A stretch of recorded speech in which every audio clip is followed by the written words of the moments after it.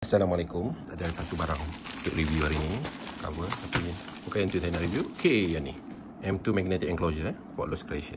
Ni terbaik. Dia ada dua spek. Yang ni dia ada yang ada TF card, yang tak ada TF card. Okay, yang ni yang tak ada TF card lah.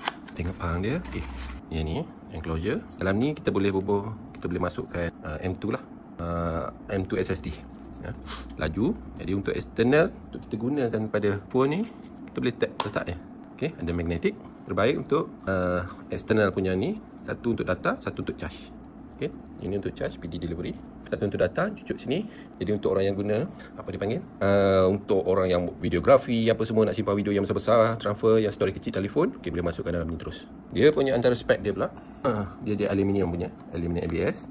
Dia support M2 NVMe punya SSD. Lepas tu dia ada USB to USB ni, USB-C to USB-C.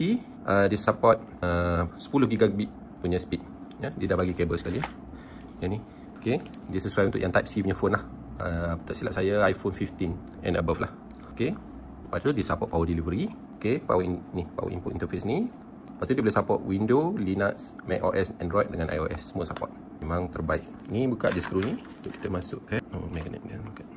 Saya punya ni yang pendeknya ya, jangan beli yang panjang, masukkan ni, ada yang pendeknya M2 nya, masukkan ke sini. Lepas tu just tutup je balik. Lepas tu screw. Terus boleh guna. Terbaik, design kecil, cantik, comel untuk pada phone. Okay, nak guna untuk sambil charge pun boleh, tak nak sambil charge pun boleh. Terima kasih kerana support. Okay, untuk pembelian boleh tekan button di bawah. Jangan lupa komen, like, share serta follow. Terima kasih kerana support. Assalamualaikum. Terbaik.